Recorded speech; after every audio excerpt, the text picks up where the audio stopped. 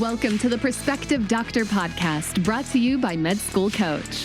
Premed and medical students alike are encouraged to tune in each week for tips on how to become a strong med school candidate, gain acceptance into the school of your dreams, and succeed on your journey toward residency and becoming a doctor. Hello, everyone. I'm super excited for this week's guest. We have Dr. Jenny Wang. I'm going to give her a moment to introduce herself. Well, thank you for having me on your podcast. So I'm currently at UC Davis, where I'm a dermatology resident. I'm in my first year.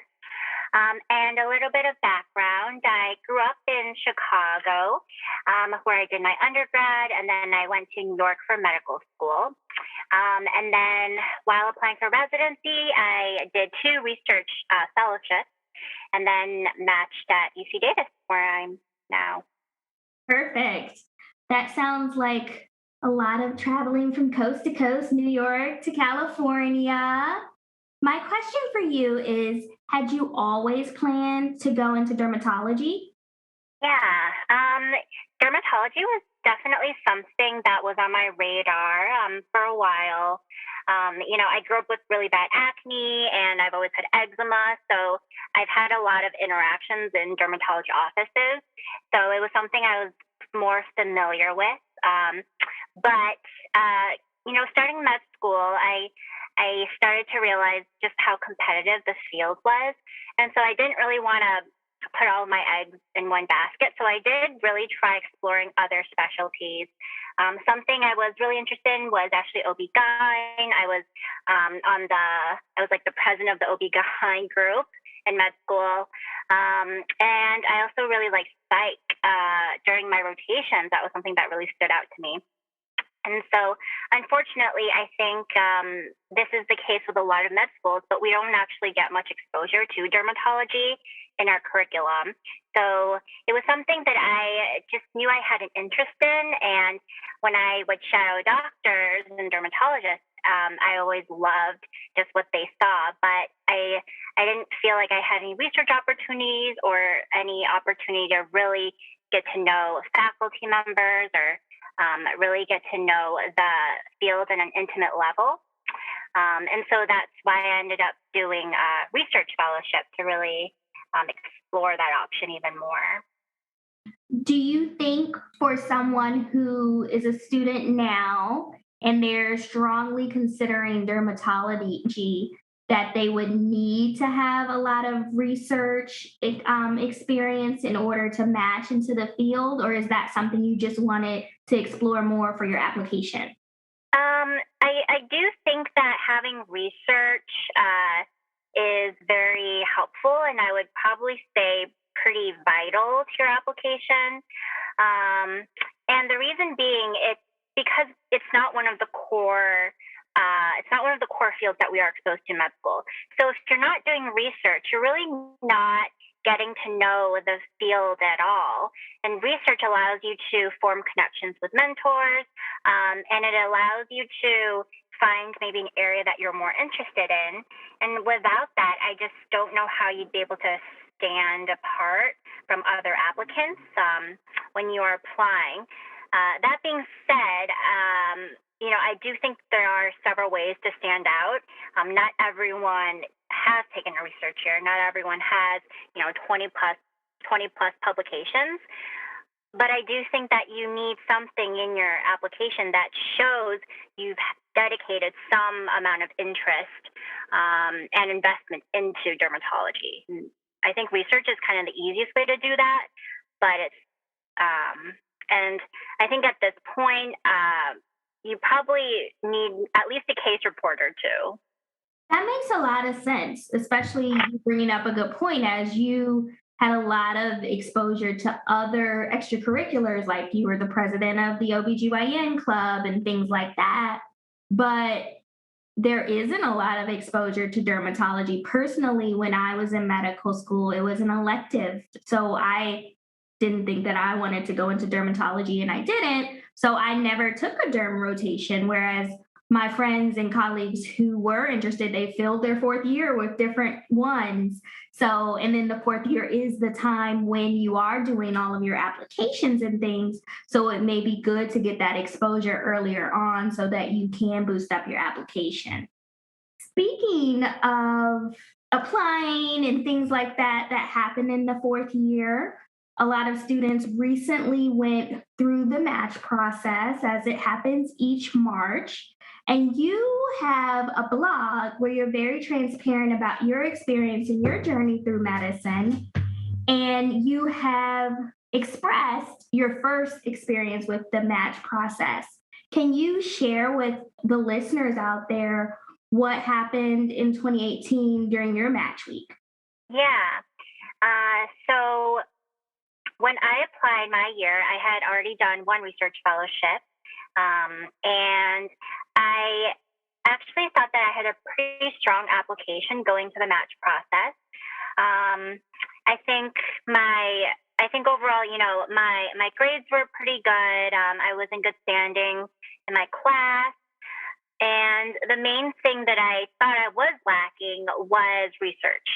And so I ended up taking this basic research year where I did basic science research. And actually, I wasn't able to publish that much, mainly because it was a very longitudinal project. And that's often the case with basic science projects. But going into the match, I was a little bit nervous about that aspect. But I ended up having, a handful of interviews, quite a few. So, logistically and just statistically, I thought I had a very good chance of matching. So when that Monday came and I found out I didn't match, I was very devastated. I was completely caught off guard. And it forced me to really scramble. And I reached out to pretty much everyone I knew in the dermatology process, including all the faculty members I had interviewed with during my cycle, just my research mentors. And it's a pretty frantic process. And I think I would not wish it upon anyone because there's really no guidebook to it. You're hustling. You're just frantically making calls, hoping someone responds to your emails.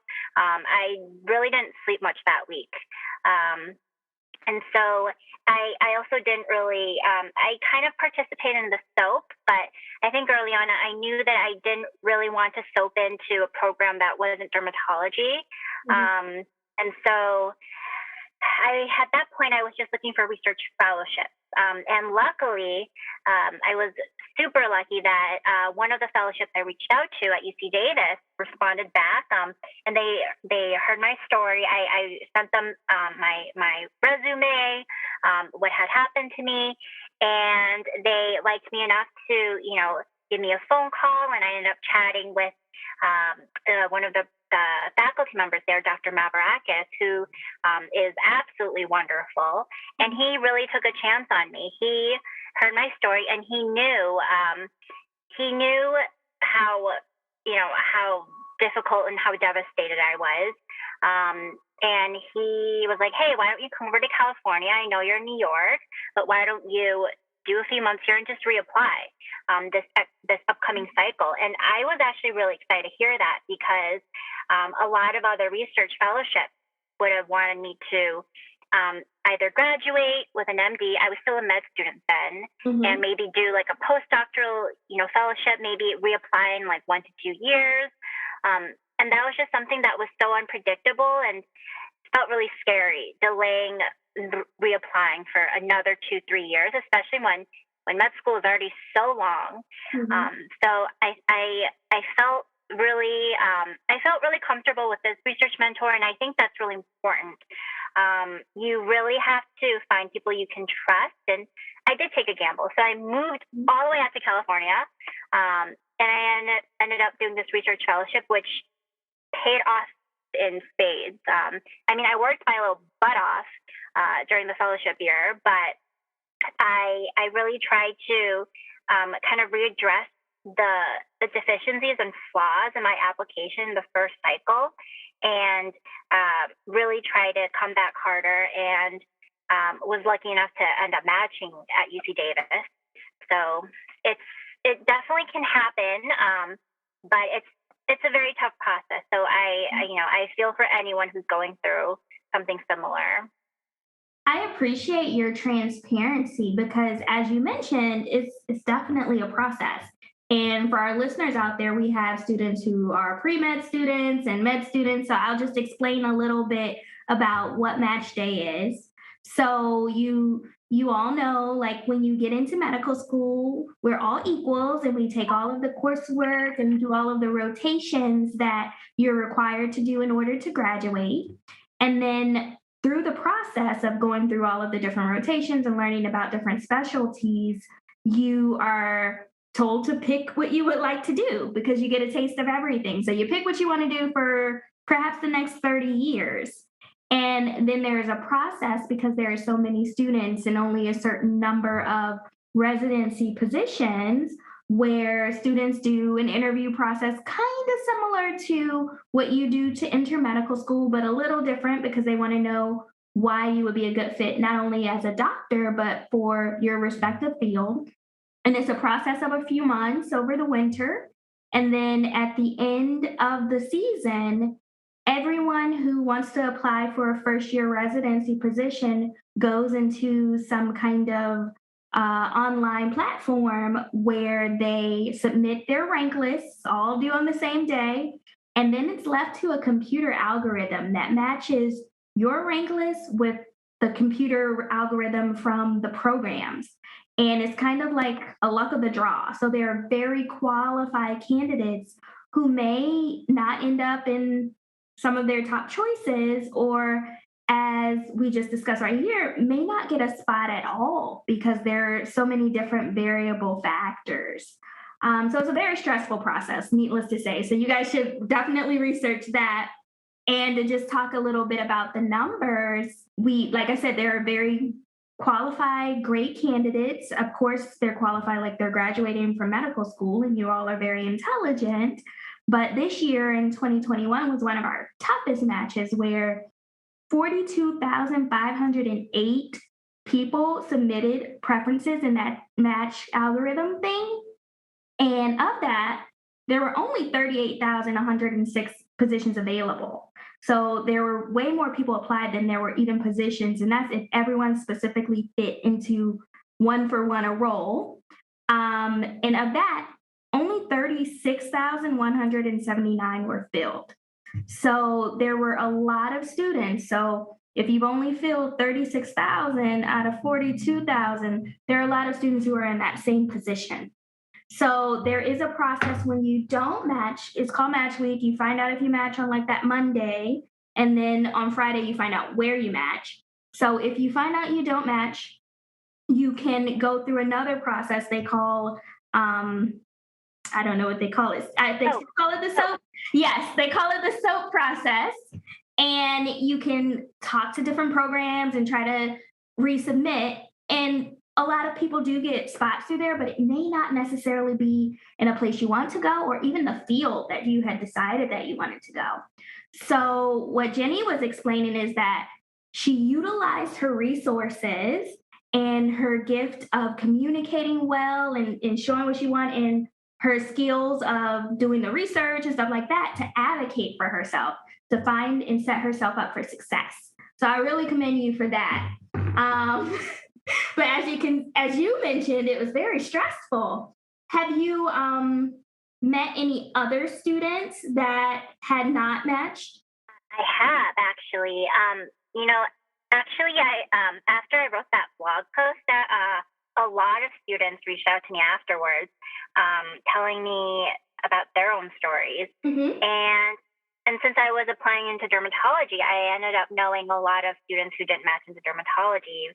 And so a lot of them really shocked me because they're really well qualified students who deserve to match. They could be a great dermatologist, but it just doesn't work out. And it is a numbers game, like you mentioned. There just aren't enough spots, and there are applicants, and so that's kind of the sad truth. But it happens, but no one talks about it. So I think it's super stigmatized. But I think if more people are open about it, then it's not so scary. Because there are ways to kind of get through it, but everyone just kind of does it in secret or in private, or it's really shameful. And I think that's really sad, and we should try to address that. I totally agree. I think that it is something that we should talk about. And that's why I really was appreciative about your transparency, because it is something that people kind of brush under the rug or don't want to talk about again. And I've had several friends who have not matched. And one of my friends, we just had a celebration for him because he's been applying for 6 years and finally matched this year after 6 years of trying. So for those out there who may have Jenny's story and it may work out immediately, that is wonderful. That is what we want. But for those who may have to try more than once, there is hope out there. It's just figuring out how to create a plan and finding those mentors and that support system that can help you work through it. Yeah, totally agree.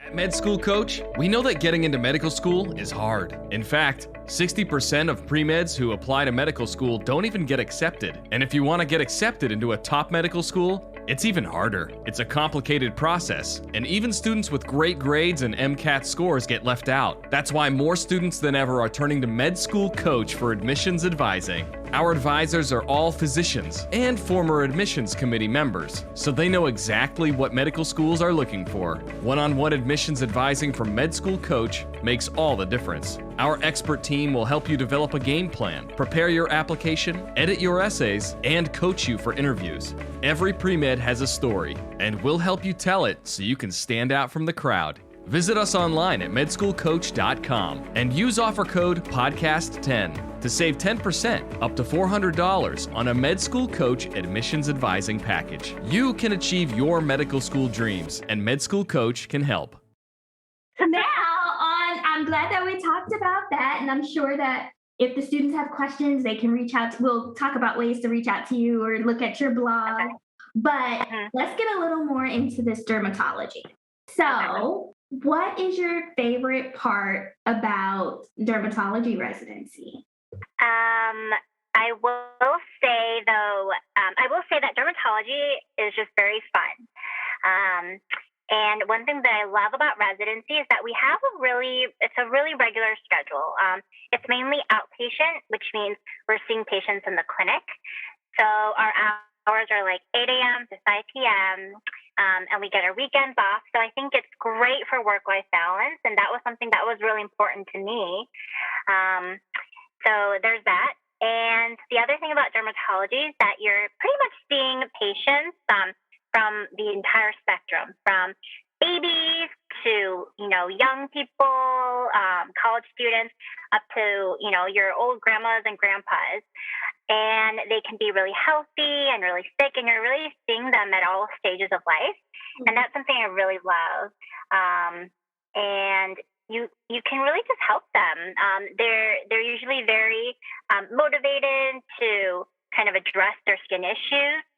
Obviously, there are some who aren't as much, but I think overall you feel you feel very gratified at the end of the day, because you definitely helped out at least a few of your patients, and so that's kind of nice. I really enjoyed that. I love that, because it's kind of like my field, I guess, almost family medicine, where you kind of take care of people from the cradle to the grave. And for those listeners out there who haven't done their pathophysiology yet, like, the skin is the largest organ of the body. So, and it's connected to so many different disease processes. So sometimes you can just look at a lesion and you'll be like, oh, do you have sarcoidosis or something like that? So it's very fascinating, and it's something that people may need to take a closer look at. And even if you decide not to go into dermatology, it's also great to kind of pay attention, or maybe even take an elective when you're in medical school, because it's something that you'll use in almost every field. Yeah, I totally agree. I do. Yeah, I think it's unfortunate that not many med schools do place an emphasis on dermatology in the curriculum. But, I would totally encourage everyone to really check it out. See if there's any shadowing opportunities. And even if there's maybe like a dermatology consult service in the hospital, just to see what it's all about. Because if you don't know, then you don't know, and you may never go into it. And I think that would be a shame. Absolutely. Supporting the field, yeah. Mhm. So you've given us so many different pearls of wisdom. What is one piece of advice you would have for both pre-medical students and medical students at the start of their journey that you wish that someone had told you? I think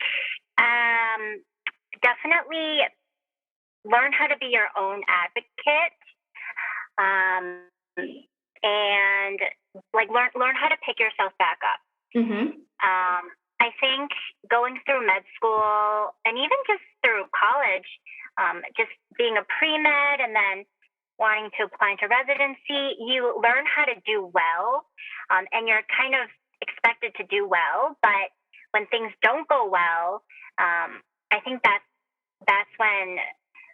what people probably struggle a lot with, just learning how to overcome those challenges, Mm-hmm. and having kind of the grit and the motivation to really get through hard times, and to not give up when things get tough. When things go well, it's easy. You just study well and you get the grade that you want. But oftentimes that's not the case. You study and you don't get the grade you want. And learning how to really push yourself, to the best that you can be, and believing in yourself and having a little faith that you can do it, I think is so important.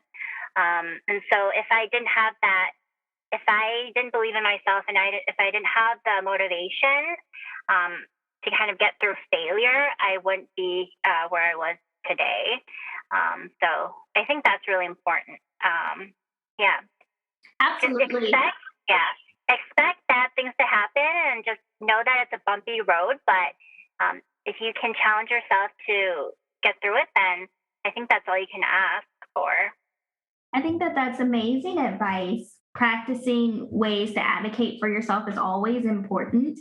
Of course, many of you are all very smart, but when you get to medical school, you'll all be smart. You'll all be at the top of your class. So there are going to be challenges. And even if there aren't challenges academically, there are going to be challenges in life. So figuring out ways to bounce back and practice resilience and self-care and have faith in yourself are very important things. So I thank you for joining us today. Is there any last words that you have for the students, and can you share with them where that they can check out your blog? Yeah, definitely. You can check out my blog at thevibrantmed.com, and you can always reach out to me there. You have any questions or any issues with not matching, I'm always happy to help out students. Sometimes life gets a little bit busy, but I do have a lot of great resources on there. And I would just say it's a process, and sometimes things don't always happen the way you expect them to, and that's okay. Med school and this whole medical journey, it's not always a linear process, and that's okay too. So just keep your eyes open, and keep your mind open, keep your heart open to just when one door closes, another one opens. I feel like I'm just saying all these cliches, but it's kind of true. It's not linear, and once you get into practice or start residency, you'll find that a lot of people come from all walks of life and have their own journeys and stories to tell. So I think that's kind of my You make total sense. Yeah, that like we talk about this journey of medicine, but the journey is the fun part. You're going to make some turns. You might even turn around, but you'll find your way, and that's the part that is going to make your story worth telling. Yeah. So thanks for coming I think you said it a lot more eloquently than I did. No, you made perfect sense. So, and we'd be happy to have you back anytime. And for the listeners out there, feel Feel free to check out the blog. We'll put the name of it and the links in our show notes. Feel free to subscribe to us, and I'll see you guys next week. Bye.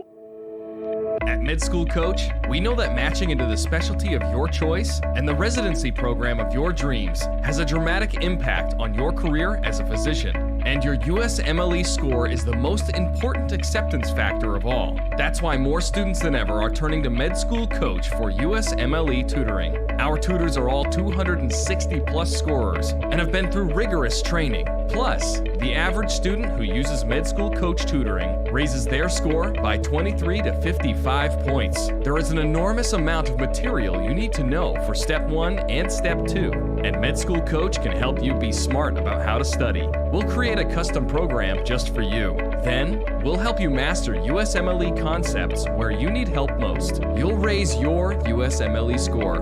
We guarantee it. Visit us online at medschoolcoach.com and use offer code PODCAST10 to save 10% up to $400 on a Med School Coach USMLE tutoring package. You can achieve your medical school dreams, and Med School Coach can help.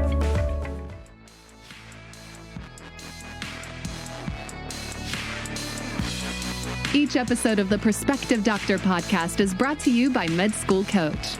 To access articles, videos, webinars, and free tools to help you succeed on your journey toward med school and beyond, visit our website, prospectivedoctor.com. We hope you tune in again next time.